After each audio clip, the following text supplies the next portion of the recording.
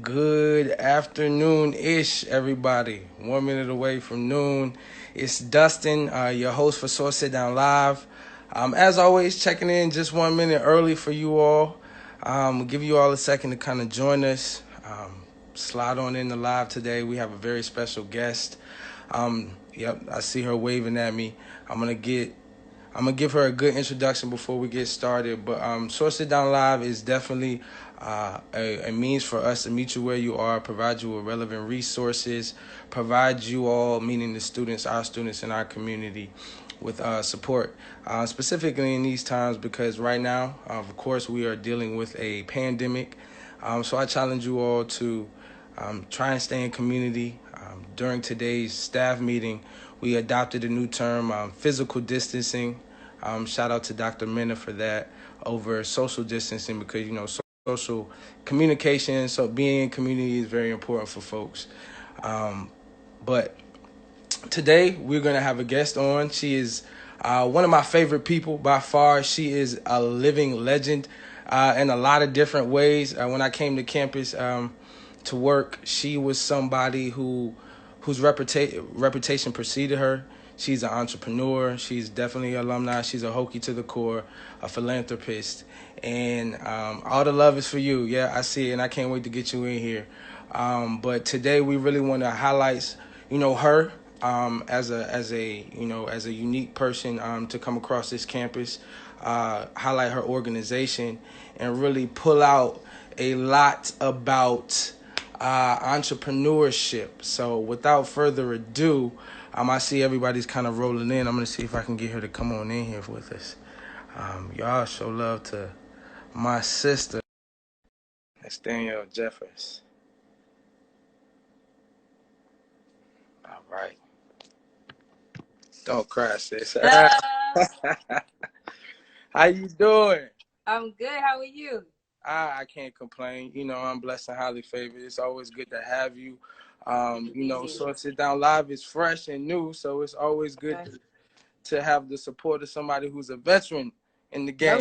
Don't do that. Don't do that. Don't do that. Well, look, we don't have, I saw you on live last night. I was kind of tuned in, really just enjoying the conversation. We don't have that much time today, so I really want to go ahead and get into it today. Before I get to the pointed questions, do you want to share with the audience a little bit about who you are, where you're from, how you're a Hokie? I'm interested in hearing how you share that. So go ahead. Good stuff. Much love. Thank you for having me. First off, it feels good to be able to connect in spite of all the COVID-19 crisis and craziness going on. Prayers up for everyone. I hope everyone's safe. My name is Danielle Jeffers. I'm the founder of Dope for Degrees LLC and 2019 graduate of Virginia Tech. I try to throw in some VT. I see it. Yeah. Good. We're at my school. I graduated debt-free from Tech last year in 2019, having earned more than $200,000 in scholarships. And while I was at Tech, I met Dustin. We connected. Just had a great experience. Hokie to the core. Absolutely. Funny story, really quick. I don't know if you even really honed in on this, but we are presented not this past, but the year before at the Uplifting Black Men Conference. And I thought I had did my thing. I was like, I might be the top presenter. And then it came down to the rankings, and it was Dustin Scarborough, 2, Danielle Jeffers, 1. So you are a motivating force for me in a lot of different ways. You are a motivating force for me, for real. So you said some really important words, and I think if you hadn't heard your story before, when you said debt free, that was something that would have caught my ear, and that's exactly what I want to jump into. So talk about I guess where to start. Talk about Dope for Degrees and maybe about your journey to graduating debt free and how that all kind of plays together. Most definitely. So I came into Tech after having earned more than $100,000 in scholarships in 5 months. And that was prompted by a conversation with my parents at the beginning of my senior year of high school, them telling me they couldn't afford to send me, but I still had to go. Came to Tech, started meeting people from everywhere. And they were like, how are you here? How are you paying for school? I said, I'm scholarships. I have never taken out a student loan. But my friends were taking out tens of thousands of dollars in loans every semester. And so I started to coach them, give them assistance. that birthed Dope for Degrees, because so many people on campus were asking for my help. I'm a first semester student, like trying to balance all of that, get used to the new climate and helping students. And so I said, why not make some extra money off of it and just build a business? But I had the help of and support of my sister and my mentor at the time, and they taught me the basics of business. So I built the business throughout my entire career. So if I'm hearing it correctly, it was something that you had learned and did out of necessity for yourself. And then it kind of spurred into, helping other people in your freshman year. In my freshman year. So tell me about how you got your first client, I guess, or your first. I'm sure you weren't calling them clients in the beginning, right? I was. My mentor was like, call them clients. I'm like, I'm 18. What you mean? It was my first client came from Maryland. Okay. I been to Maryland? I don't think I'd ever been to Maryland at the time. Or I passed through Maryland. But she heard about me, heard about what I was doing, heard about my story, and said, hey, I would love for you to teach my daughter. Now, granted, I've never built a business before. I'm still young, so I didn't really know what I was doing. Still to this day, sometimes I don't know what I'm doing. But I was willing to take the steps to learn, and I told her that up front. There are a lot of bumps in the road, and you figure out what works and what doesn't, especially when you have classes, homework, exams, and then you're supposed to be coaching people at the same time. It's like, when do you breathe? When do you take a moment for yourself? And so it's been a great experience. I will say that. Absolutely. You made me think of something that came up in actually my counseling session yesterday, where my counselor was just like, yo, do it scared. Sometimes you have to do it scared. Sometimes you have to do it tired. Sometimes you got to do it with a lack of knowledge. Sometimes you just got to get after it. So I really enjoy that. So you found your first client and you were calling them clients early on. How have your offerings changed with Dope for Degrees now? So what were you offering that student back then? And I guess what is it grown to now? Most definitely. Back then we were doing like a monthly rate. We would coach you for 3 months, 6 months, and 9 months. And I said, that allows me to tailor the curriculum to a specified time period, but it just wasn't working because school would pick up like crazy out of nowhere. And then I wouldn't be able to meet their needs or meet them as promised. So I'm saying, I just need to develop one product that I can automate and streamline as much as possible. And they pay one fee and they get the best return on their investment. So instead of paying every month, you pay one time, but I become your scholarship coach for your entire college journey. So one time fee of $250, and then your first scholarship is $1,000. You already made your money back and some. Right. So that's how we do it now. Right. And that's awesome. And I guess talk a little bit more about what coaching looks like, scholarship coaching looks like. I don't want you to give it all away here, you know what I'm saying? But, talk a little bit about that. I will. Coaching, it's basically talking. It's conversation. It requires a lot of patience. So I coach on YouTube. I give strategies and advice on YouTube. I'm back on IG now. This is about a month that I've been back on IG, so I do that as well. I go live on Sundays at 3 o'clock p.m. Eastern Standard Time on YouTube and IG to give advice. I talk to my students one-on-one. I create ebooks. Those are on my website as well. I do speaking engagements. Coaching is multifaceted and multi-layered, but it's simply just talking and educating people and then helping them take the steps necessary to see their success at the same time. So it's like, but it's a lot of personal development. It's a lot of professional development. It's a lot of patience. It's a lot of selflessness, but it's good. It's all good. It's great. It's great. I want you to tell us a little bit about what the work is now actively. I know that you're helping students. I know that you're helping students that we've been in contact with at the SWORD program. So maybe talk about some of those success stories. And I will also like to kind of hear about, I believe you said something about a big push for scholarships that you have coming up soon or something. I do. Yeah. Yes, most definitely. So I have a lot of Hokies, current Virginia Tech students that I coach as well. And so quite a few of them, I know the Virginia Tech, what is it called? Like the scholarship pool where all the scholarships are in that one system, Scholarship Central. Yeah. We've been working on that for quite a bit. And so we're waiting to hear back from quite a few providers. But in the past, I've worked with Hokies. I don't want to disclose their names. We haven't finalized all those agreements, but they won $4,000, $6,000 in scholarships, and I have to do a better job of making sure the company tells those stories too. But that's the big thing, and I'm big on making sure people have access to the information. And so if you wanted to, you can go to my website right now. I dropped the link in the chat, dopefordegrees.com, and download our scholarship spreadsheet that has more than $2 billion in scholarship opportunities on it. But I'll be announcing 23 scholarship students can apply for on Dope for Degrees YouTube channel by the end of this month. Absolutely. And did you say billion? Was that billion? Okay. Okay, so there's a lot of opportunity here, folks. So if you're listening and you know someone who needs, or yourself, you're in need, or this is just gonna help you free up some time somewhere else, please, please, please tap in, connect. Um, so I kind of want to not so much switch directions because it's all in line, all things work together. But I definitely want to talk a little bit about the entrepreneurship side right now. If I may, for a second, having coached and worked with students, a lot of times in this generation, I think entrepreneurship is the quote unquote new wave. It's the new trend. Um, and we know that sometimes trends are good, but when they are just trendy, they can kind of be fading. So I want to kind of go into some of the mindsets that you think are essential, the tools, the core values that you think are essential when students are aspiring to be entrepreneurs or aspiring to be directors of nonprofits and things of that nature. Self-awareness is key. So know yourself inside out, because you would inevitably impact and lead people the way you lead yourself. So if you're impatient with yourself, you'll be impatient with other people. And entrepreneurship is a journey. It's a process. There's a difference between the two.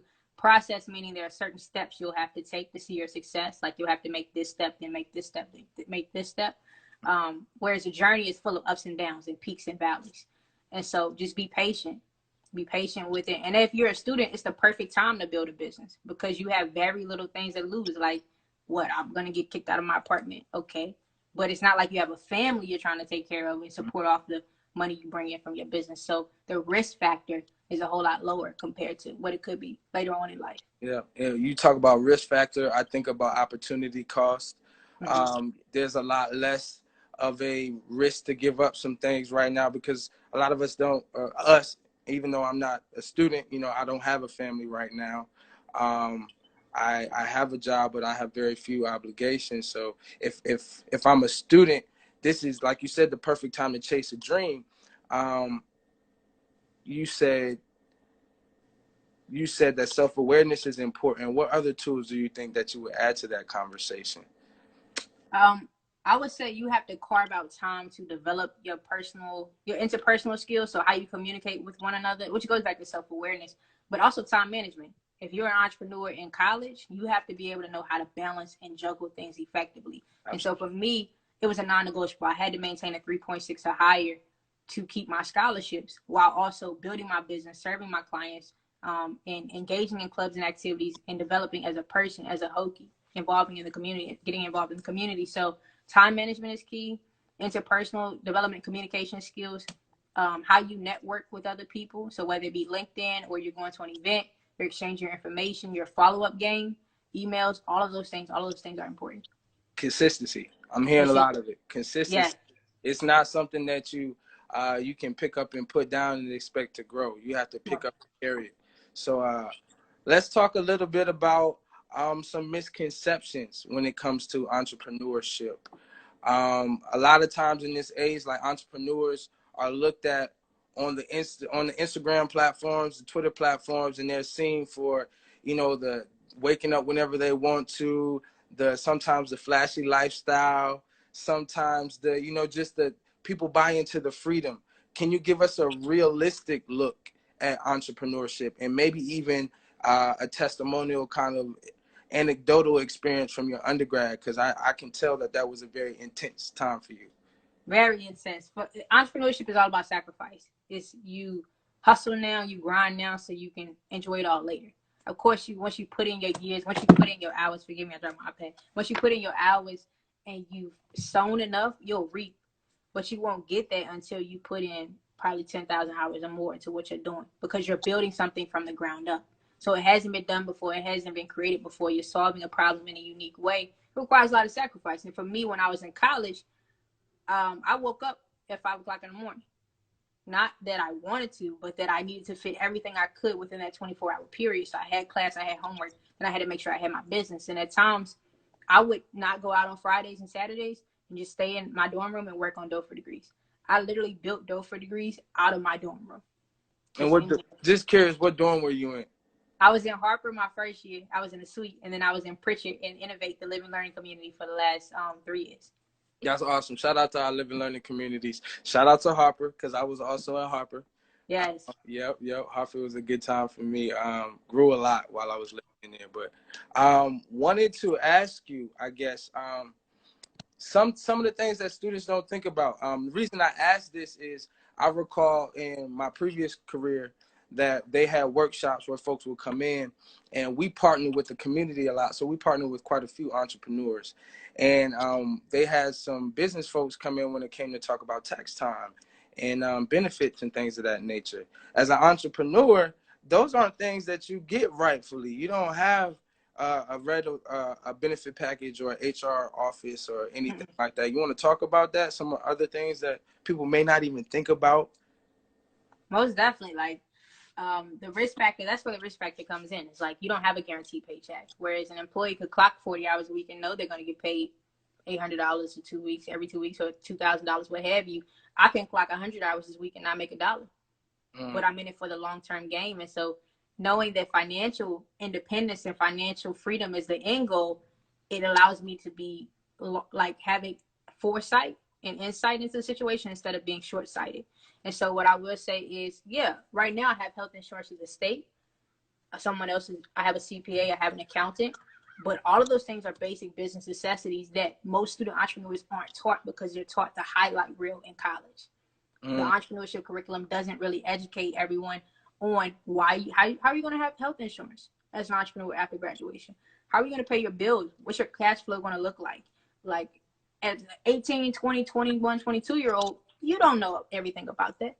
So it's your responsibility to learn. And so that's why we always say, as a business owner, you take responsibility for everything, even when it's not your fault. Right. That's a good practice right there. That's a good practice. So let me ask you this. Because you don't have certain things,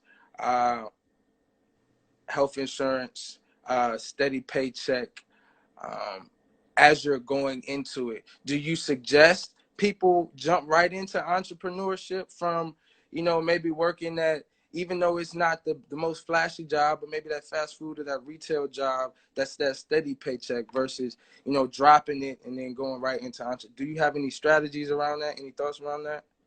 Entrepreneurship is all about being strategic. I try to stray away from telling people, yeah, jump right into it, because everyone's situation is different.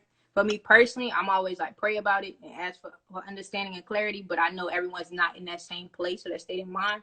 And so we look at it practically. What's your current financial state like? Where do you want to be in the next few years? Is it wise for you to do a 9 to 5 and then grind from 5 to 9 on your business? Like, what can you do to be effective and efficient at this present time? And so I always say, gradually not wing yourself into it, but gradually take the steps into it. Because entrepreneurship is all about self-discipline. No one's on your back. No one's pushing you to do X, Y, Z. You are responsible for what you produce, and you're responsible for your results. And so you have to be self-disciplined and know how to cut the TV off, know how to cut Netflix off, and just put the phone down. Yeah, and we talked a little bit about that in a couple episodes prior. We were talking about just applications that help, just time management apps where you would just kind of shut down certain apps during certain points of the day and things of that nature. Are there any things that you use? Any tools that are like essential to your daily tasks as a business owner? Google Calendar. Google Calendar I check it probably 30 times a day. Okay. I don't even check Instagram like that. Like, I don't know what's on my feed. Right. I get on Instagram, I go straight to my story, or I go to my notifications and I go to my page to post. That's it, and then I'm off. Right. My friends get mad at me because I don't comment on their posts. It's like, not that I don't want to. I'm just limiting my time on social media. And so what happens is you got to cut things out. I have the social media timer on my phone, and I also have it blocked off of the time that I can look at Facebook and go back and comment and interact with people. Okay. So look, I wanna lean into the end of the conversation and wrap it up a little bit, but we still have some time. I wanted to pull out that we shouted out consistency. Big ups to consistency. Big ups to time management. A lot of focus. I see Dr. Townsend just chimed in and she said focus. Yes, focus. Yes. Anything I'm missing when it comes to just like good personal moral traits to have? Focus, consistency, hard work.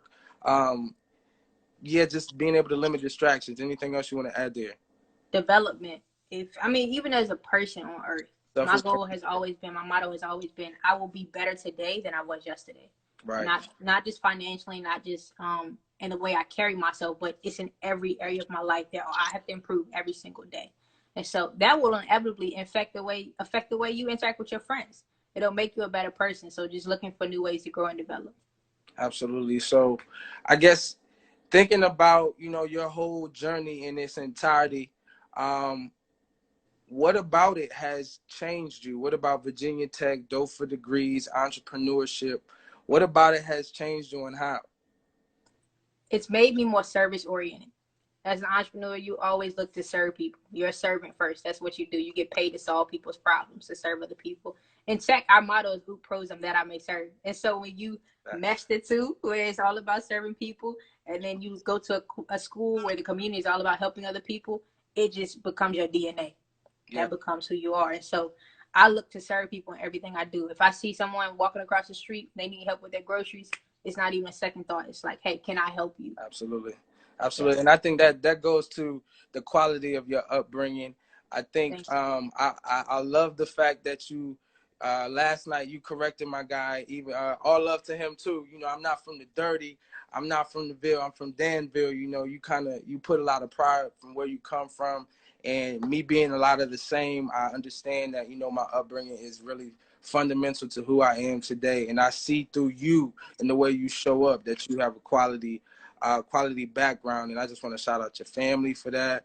Shout out not the Ville, but shout out Danville for that. For sure. 434.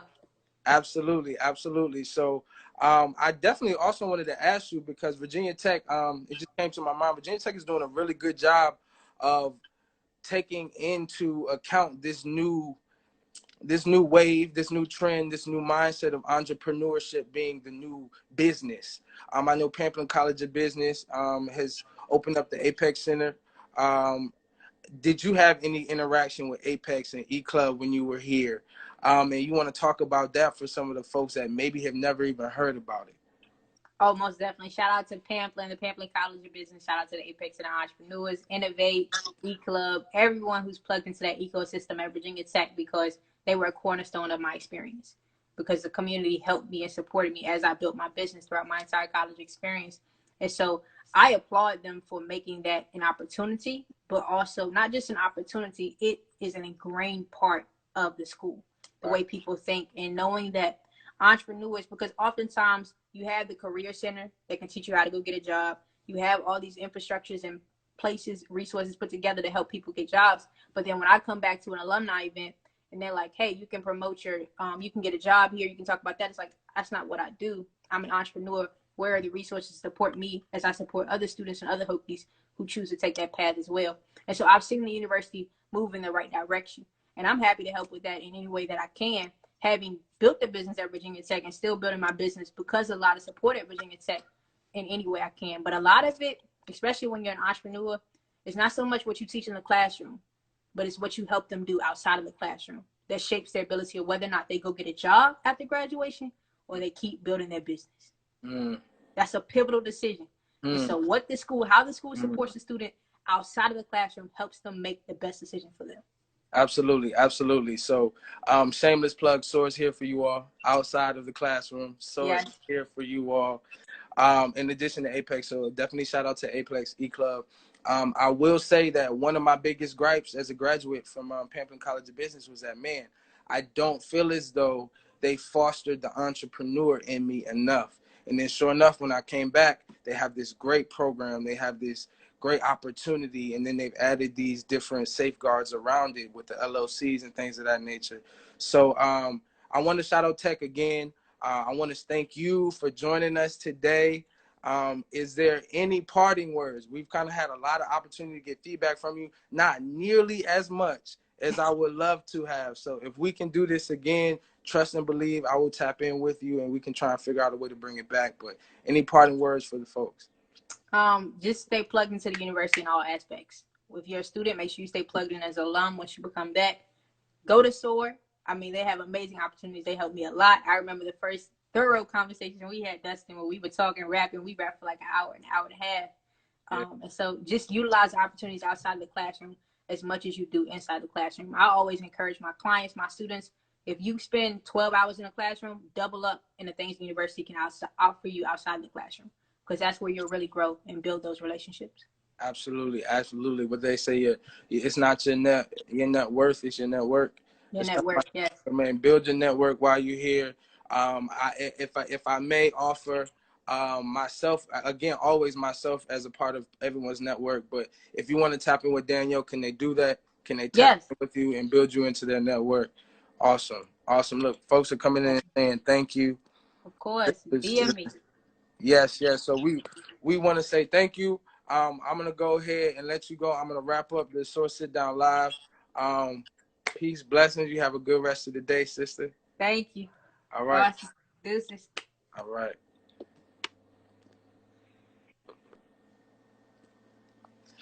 Ladies and gentlemen, I want to say that was a great experience for me. I hope that you gained something from it. We're going to continue to grow these Source Sit Down lives. The reason I wanted to chit chat with you all after our great conversation with Danielle is that next week we're going to switch it up and do it a little bit different. We're going to invite some of your peers, some of the students, some of our SOAR interns to come and present and put together a Source Sit Down live that is coming straight from the student body to the student body, so it is self-informing, and hopefully it is going to be something magnanimous. I already know it will be, but definitely something resourceful for you all. Today was awesome for me. I've been really in attempting and really trying to involve Danielle in a lot of what SOAR is doing, so I appreciate the opportunity to be able to do that. I want you all to take these away. Motivation, inspiration, and strategy. We said a lot, but stay motivated, stay inspired, plug and get you a mentor. If you don't need any more inspiration than Danielle Jeffers, I can't think about it. I can't think about anybody else more inspiring than this young lady. Not in the moment, but motivation, inspiration, strategy about, both financing your collegiate journey and also accomplishing your personal endeavors. Shout out to Apex, shout out to Virginia Tech for the continued effort for growth. Danielle is a great example of maximizing your time, a great resource for students currently. So yeah, as you can see, I'm excited. So I'm gonna sign off on a high note. I hope everybody has a good rest of the afternoon. If you need anything from SOAR, as always, please DM us. I think I have a few in the DM box now, so I'm going to go check them out. Please email me. And yeah, see you soon. Next week.